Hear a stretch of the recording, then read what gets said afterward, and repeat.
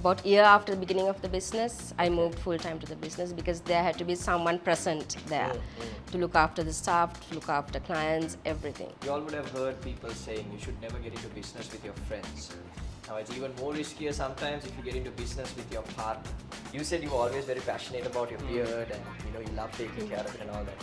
In school, were you one of those kids that always got caught to the prefects because you grew your beard? If you don't have the patience to wait for the results to come in, so you can't be successful.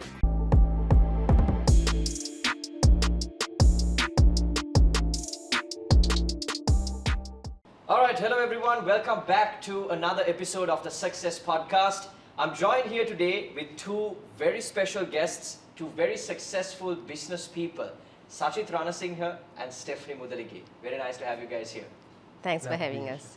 Fantastic. Guys, you have two very successful businesses at the moment. Can you give me a rundown of what you are currently doing? So I'll start off with Rauler. Rauler. So we started Rauler back in 2019. In a way, it was like a coincidence as well, because back in 2016, I was abroad and I came to Sri Lanka. I had the passion to grow like my beard.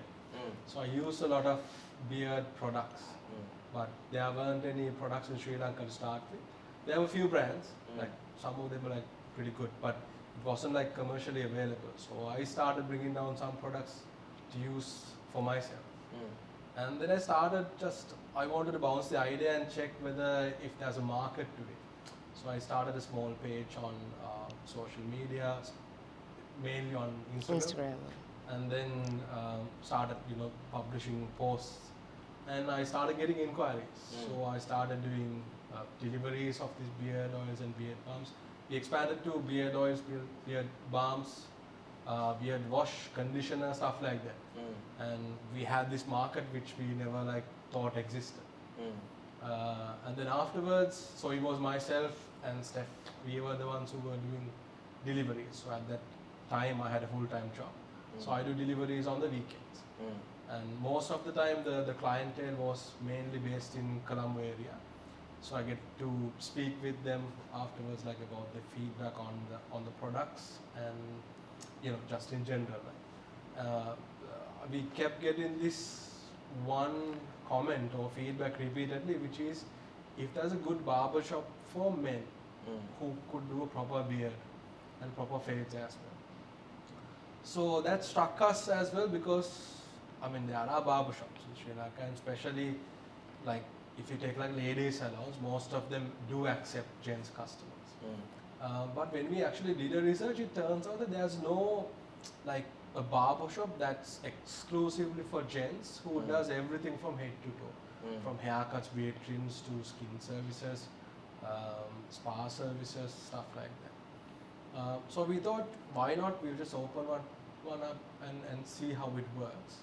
So that's triggered the idea for Rauler, because we started off with beard products plus I'm very passionate about my beard. We thought we'll call it Rauler. And then we started our first branch back in 2019, I think 12th of March? Yes. Started off, 12th of March with one barber. One barber. But it picked up. It picked up quite well. We did have a lot of struggles, it was like a roller coaster ride.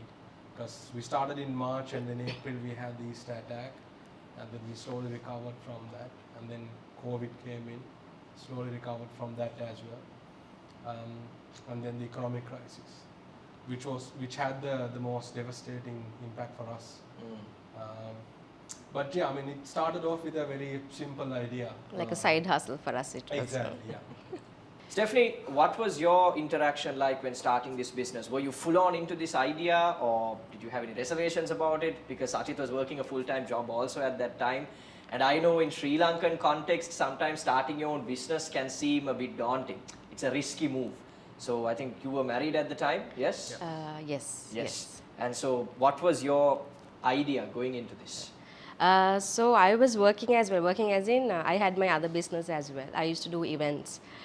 So meanwhile, doing that only, we used to do this product business as well. So it kicked off quite well. And as Sachit said, We started off very small, like a side hustle, and then right now we have built a quite good brand, and we are very proud of it.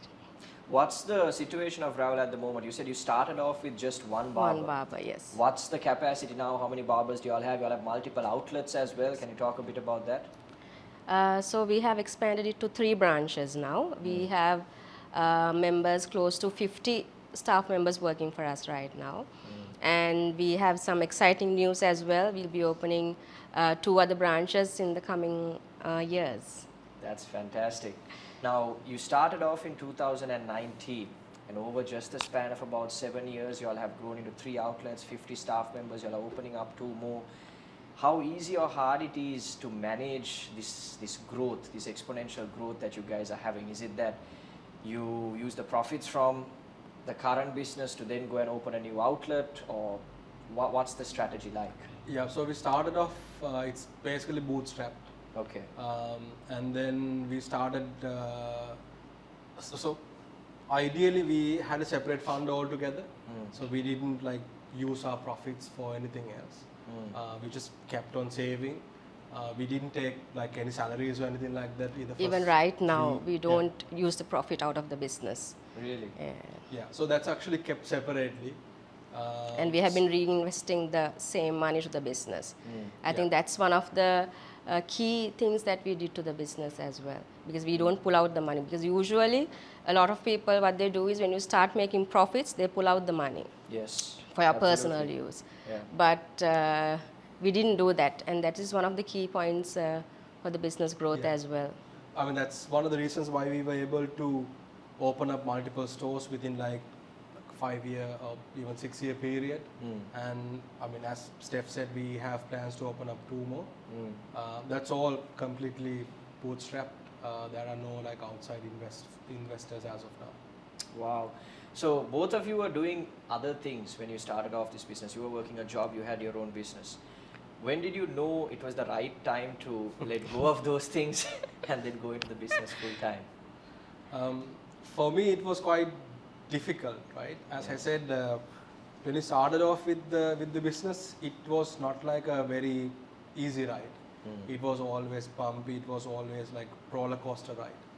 So there was no, for me at least at the inception, there was no way for me to tell like, okay, this is the best time to like move fully into the business, because every time that we thought about that idea, there was something happen. Like for example, as I said, April anyway, the East attack, I was not planning to get full time with the business. But then after COVID, after economic crisis, we thought about it, but the plus side is that it actually helped. Me having a full-time business actually helped. Like for example, especially in the COVID period, service industry is one of the biggest industries that had the most impact, because there were restrictions, and then at that time it wasn't a necessity because people were staying at home. Majority of our clientele were working from home as well. So there was no basically need to have come outside, have a haircut. No restaurants were open or anything like that. But at that time, we still have to keep paying our staff as well. So the full-time job actually helped me with that. So what I did was, the money that I earned from that, I put that into the business, mainly to pay staff salaries. And that continued until the economic crisis as well. So economic crisis is like, so because we don't cater to the complete clientele, we cater to a specific segment. And that segment was heavily impacted due to the economic crisis.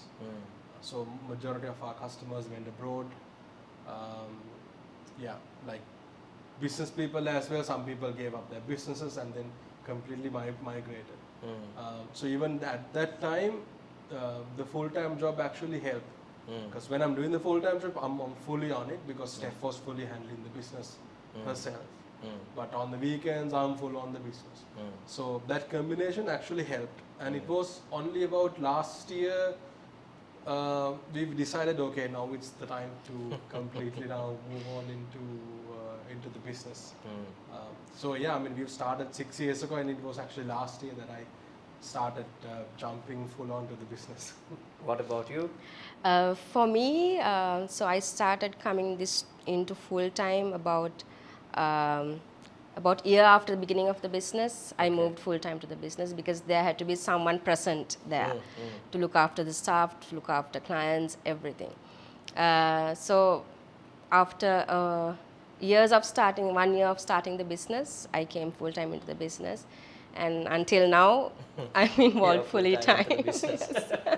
So Sachit, this is completely unrelated, but you said you were always very passionate about your beard and you love taking care of it and all that. In school, were you one of those kids that always got caught to the prefects because you grew your beard? Yeah, I mean, especially during the A-level times, I remember there were a few, how would I say, disagreements. Altercations. Altercations with the prefects. But it wasn't like a major issue, but When did you know that, okay, I'm really passionate about this, I like taking care of it? Because obviously personal grooming is something that some people are very much into it, some people just don't care too much about it. Were you always someone that was well groomed, that you thought about your image? yes, because back in 2012, I was in technology consulting. I was not in Sri Lanka. So at that time, we had to go, as in do a lot of client visits. And the majority of our time as consultants, we were working with clients on their client location. So grooming is especially important. The way you dress, the way you speak, your appearance, that all, because you are a package, right? You are representing the company that you work for, and the appearance definitely matters in that perspective. So it was always like there, like from the beginning of my career, it was there. But your answer, second question regarding the beard, that's probably around 2012. At one point, probably like 2 year period, I had to do a full clean shave at the beginning of the consulting career. But later on, after like 2 years, I started growing slightly, and it sort of like became a part of me, I would say, even part of my identity. Like latter parts of it, I was referred to as the guy with the beard, right? So yeah, the people who doesn't know my name, or just if they want to point out me, it's like, oh, the guy with the beard, he's something like that. So it became part of the identity as well. Yeah, but I mean, I was fully onto it. Probably like early 2012, I realized that okay, this should become a part of me. That's fantastic. So guys, now you all would have heard people saying you should never get into business with your friends. Now it's even more riskier sometimes if you get into business with your partner. You said that you got into the business full time after just 1 year of the business starting, and Sachit was involved in the business for about 5 years and left just last year. What was the dynamic between the two of you? Was there any sort of resentment that, hey, I'm the one that's fully involved in the business, you're doing your job? How did you all navigate, if there was such a challenge, how did you all navigate this? So we have a very good understanding about our roles. So when Sachit looks into a different aspect of the business, I look into another aspect of the business. So we always have shared, and we have a clear idea on what we are going to look into in the business as well. And so we've had our challenges. So usually we have different approaches of solving problems. So because we have different personalities. Yeah. So not that we haven't had problems, we've had many problems. But then again, we always come down to a table and say, look here, we can solve it this way. So we always have a very good understanding on each other. And the biggest challenge is managing the housework along with the business. That has been the biggest challenge for me. So Sachit is a great father and a great husband, always understanding. And he always pushes me to the point, you can do this, go ahead, you can do it alone. So I've always had that support. And it has been challenging, as I said before. But it's a nice experience. So we've been building it together with different ideas, but we always come together as one in the business as well. That's an interesting point, managing the household and the business. I mean, you all have a kid, you all have parents, you all have siblings. What's it like managing all of this together? Because I know the business takes up a lot of your time, and then up to a certain point, you all were involved in other things as well, your job, and then you were managing all of this with the household. how do you all manage all of this? Because a lot of people today struggle with multitasking, struggle with managing certain multiple things and doing it well. But you all have managed to do it well. You have a great kid, the businesses are doing well. How are you managing all of this? What's the trick? What's the secret? I think it's purely hard work. So we basically work all 7 days a week. And we also have time to, we have allocated time for the family as well. So I think that's the main thing. We always schedule our work. 1 week ahead, we schedule our work. And also we have the support from our parents as well, from Sachit's parents and my parents as well. That has been the biggest help throughout. It's like a true family business.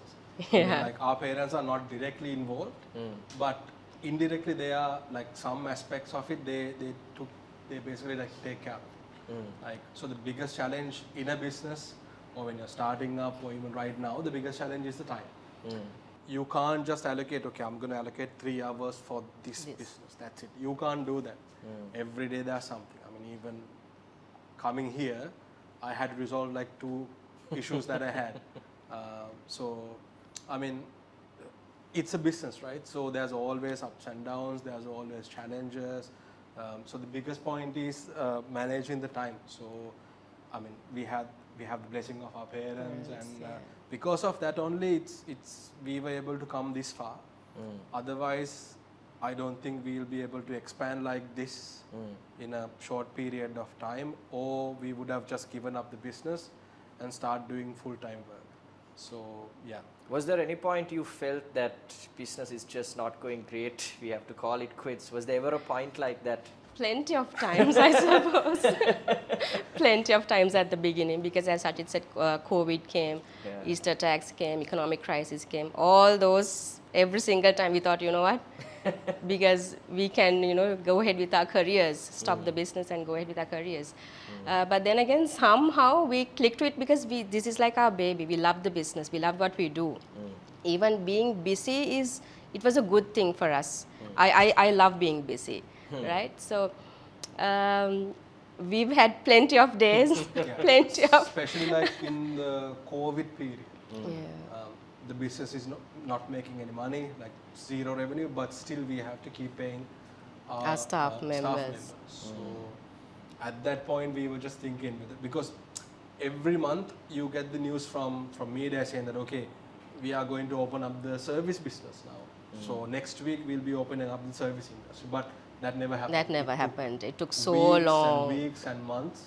But it never, like at that point we were like frustrated as well, because we want the government to ease the restrictions, but that never happened.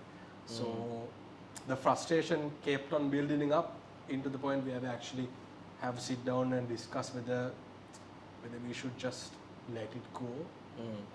I mean, there were plenty of times like that, because like, as I said, it's a roller coaster ride, right? Sometimes you have ups, sometimes you have downs. And when you have downs, you are like really down. It's not like you get one problem, you get multiple problems at the same time. To the point where you decide, you know what, we'll just let it go, we'll finish it off. But it never happened, right? It never happened, yes. When he wanted to give up, I used to back him up. Like, we can't do this, we came this far. So when I wanted to give up, he has always backed me up. You know what, we have been doing this all this time, we can do it. I think that's how we build the relationship and the business together. What makes Rauler different from the other barbershops out there now? Couple of things. So one is, it's not like when you go to a barbershop and have a haircut. We try to create an experience. I mean, we are doing a revamp on our first ever outlet, that's in Baseline Road. We are doing a complete revamp, because the interior had been the same, everything has been the same. So I think it's now time for a change, even for the customers as well. I think it's about time that they'll see something different. We want to change the experience. So it's not just the interior and the exterior of it. We are making changes to the processes on how we do things as well. So it's not just like you walk into a barbershop and have a haircut. We want to create that atmosphere. There are a few things that are coming up on our way as well to make that experience even a better one. So yeah, I mean, the way that we see it, it's not, we want to create an experience. So for example, and we since I'm from the technology background, we use a lot of data. We have a lot of data as well, and we use it to see like to make the processes more efficient. So for example, now about 50% of our customers book online, and they get reminders of their schedule, and the waiting time is average. It will be around 10 to 8 minutes. That's the average waiting time if there's a waiting time. But about 85 to 90% of the time it's all on time. If your appointment is at 10, we'll take you at 10. But if there are delays, it would be maximum. It would be around 10 minutes. That's it. So that's a convenience for the customer, because the clientele that we want, that we focus, values time. So they don't want to just come here, sit and wait for 45 minutes until their turn. It's not like that. So the time is really valuable. And as an example, there was a customer yesterday. He came in a rush because he wanted to be at the airport at about 9:30 p.m. So he came in at sharp 7:30, completed everything in half an hour. His appointment was at 7:30. Completed everything at 8 p.m. and then left for the airport. So time is really valuable for our customers. So overall, we try to create an experience, not just a place where you go and have just have a haircut. It's not like that. So that's our main goal as well. How important is personal grooming now, especially since you all cater to men? Now we know women take a lot of time to make themselves look good, to fix their hair, to fix how they look and all of that.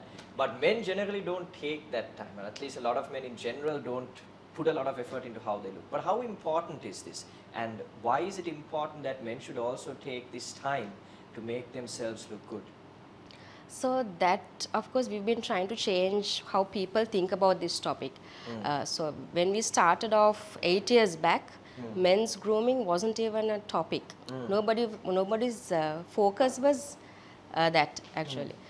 So we've been trying to change how people think about men's grooming throughout, and I think we have succeeded up to some extent. So as Sachit said, it's not just a haircut. When you come to Rauler, it's the experience. It's an investment for yourself. It's you, as you know, everyone has a very busy schedule, or almost everyone.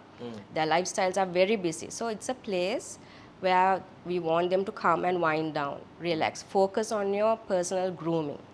Because nowadays, it's the personality that you hold. It affects everything. The careers you do, the jobs you do, the interviews you go on to, even the girls, even the attraction, the social life. So it impacts your whole personality is based on your personal grooming. So it's quite important. So those days it was all women. The main focus was on women. So they have time to pamper themselves and all that. So we have created a space where men can come and focus on themselves. It's a time, it's an investment for them. So they come, they spend about 2 hours getting pampered and looking after their grooming. So that's quite important. That's very important. It's not like those days now. It's very different now. And even if you go for an interview, that's like the first thing that they check. How you sit, how well groomed you are, how is your personality, the way you speak, the way you dress, and even the way you smell as well. Because that's also now considered as a part of it, like, because now everything's focused on the work culture. Right? So the culture now, it's not like you get a job, you sit on your desk and then you do your work. It's not like that. Now people look at interactions, how well you gel with the team, how you communicate with the leadership, how are you presenting yourself. So now personal grooming has become an important thing.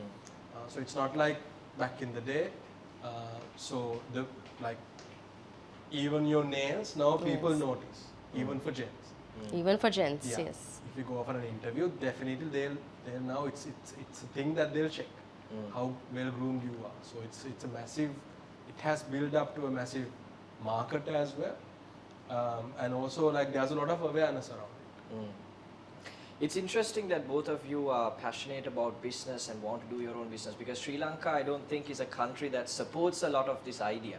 Because even from home now, I know even from my own house, if I had said, okay, I'm going full time into a business, that's not something that they would support 100%. Do you all come from backgrounds where your parents have been businessmen or they have run successful businesses themselves, or are you from a normal working class background and did you face these same challenges yourself? So my parents, my father has had a business throughout. So I think I'm getting that influence from him. So my father has always encouraged me to do what I like. I think that is the reason why I am here today. He always has given me the freedom to do what I like, to do what I love, and so that is basically my background. Sachit, So mine is a little bit different because so I have a younger sister as well. She's also currently living abroad. We both have MBAs. I'm coming from a software background, so my father is also a businessman, but it's not like he never wanted me to take up his business. It's like, okay, aim for stability. That's his motto. Aim for stability. Don't like put your finger in things where you feel like it's not going to work out. But at the same time, when I said this idea, he was like fully on board. I mean, fine. It's a business, right? Because he knows it's a business and it could go either way. He was very supportive of it as well. Especially supportive because I said I'm not going to give up on my job. I'll still keep it, but I'll still focus on the business. So they were like quite supportive on that as well. I mean, especially for me, I'm coming from a software background and then going into personal grooming, it's a completely different. Like even your friends would question, are you sure you want to open up a barbershop because you're from software industry? That challenge was always there, but as Seth said, it's like our passion. We wanted to build a business ourselves, so we just went for it. We stopped listening to comments. We just wanted to try it ourselves. Even people say that okay, it's not going to work out. It's not. One thing was that the price point. So we came up at a very high price point. So we got a few comments saying that okay, this is not going to work out because your price point is too high. No one's going to cut your hair because, as Steph said, at that time, 2019, there wasn't any Hahu on personal grooming. Men's grooming. For men. For men, especially for men. Yeah. So going at that high price point because we know we can provide like the good service for that price point as well as the experience for that price point that matches it. We thought we'll price it at that because, as I said, we wanted to attract a certain clientele as well. And back then, we didn't get a single positive comment when we said our prices. So we were like, you know what? No, because we've done our researches. Yeah. We know what we are going to do, and it actually it worked because within a year's time, we had a massive boost in our business. So as we said before, we started off with one barber, and he couldn't handle the clientele. So the price point wasn't a problem because everyone thought it would be a problem, but we... At one point, it created a negative impact as well because I think back in 2020, we only had one outlet at that time. We had 6 barbers working there, and business was booming. It was really good because this was like a very small patch of time because in between you had East attack and then COVID. This is in between. Business was like really booming, and the negative impact that created was that at some point we heard from our friends and friends of friends saying that I don't go to Rauler. Like why? You can't get an appointment there. That's no point. Whenever you call, they say we are booked. We are booked for the next 3 days, 4 days. That's no point going there. Or there's no point even calling. So that actually created like a ripple effect to a certain extent. So then that's why we expanded and then we hired more people. And for us, it's very difficult to hire people. We just don't hire anyone. So we look at how they behave, the way they dress, speak to customers, their work obviously, and their qualifications. So it's very difficult. If we interview 50 people, we would probably hire one. The reason is when one bad hire could ruin the whole brand. Yeah. So that's the reason we have a very strict policy on hiring. we have about 3 interviews, practical interviews, and then other interviews as well. So because we've had our lessons as well. So we've had bad hires, and it has impacted us in many ways. So now we have come to a conclusion saying, we are very strict on hiring. So, and we hire regularly as well to keep to maintain our staff. So yeah. Customer service, just like you guys said, is an absolutely integral part of any service-based business. And you said you're very stringent on your hiring process, you put a lot of effort into it. How important is it to give the customer a good service, not just a good service, but a good experience as they come into the place? Because I'll give you an example that I have had. I used to work at the World Trade Center, and I don't want to mention the names of the 2 brands, but there were 2 coffee shops side by side. When I go to this one coffee shop, which had been there from the time I started working there, now I was a regular customer there, I was buying all their food, and their customer service wasn't the best. When the second outlet opened up, different company, the first thing they do is, "Good morning, sir, how are you?" As soon as I walk in, I feel great. They remember my order. I order about 2-3 times, and now they remember it. They say, "Hey, sir, is this what you want today?" So I switched from going there completely to the second outlet.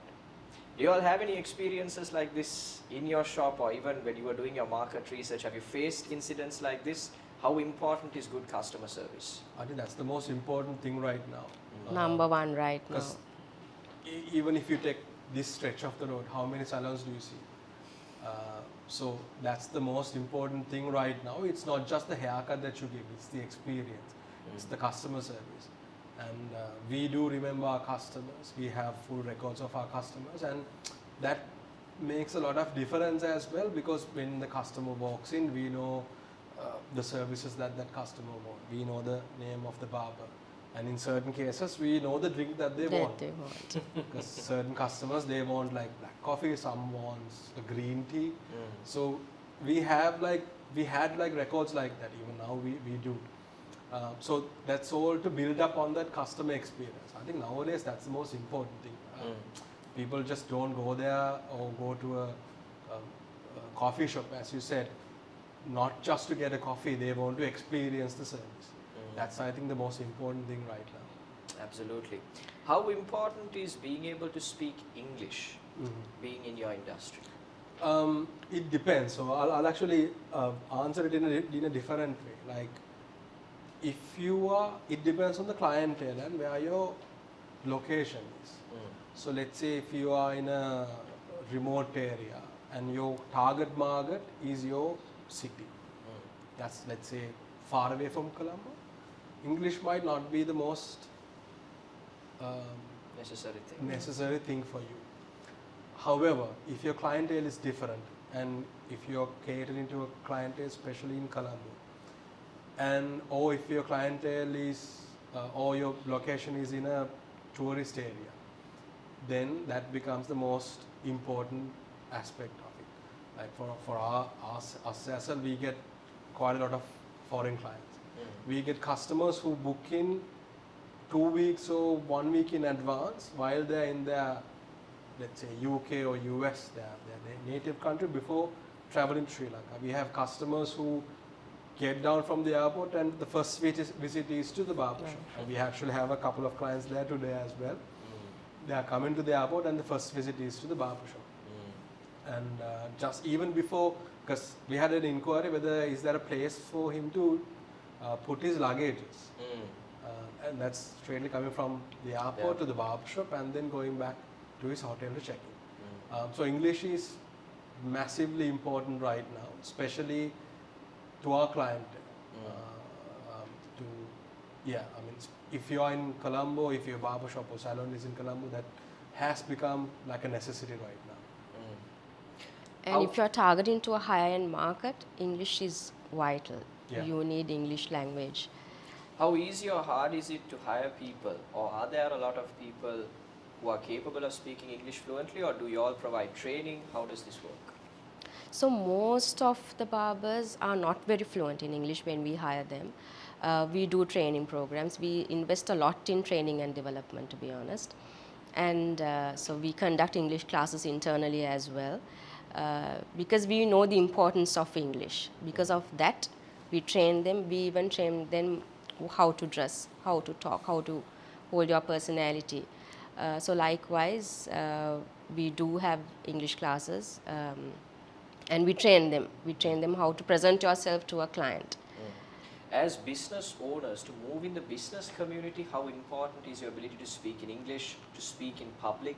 How important are these skills? As business owners, I mean, that's again because you are representing your business, right? And especially if you are in front of a crowd or even the business community, that again, the most utmost important thing right now. Because let's say if you are not presenting yourself properly or not like very fluent in English, that might create a different impact.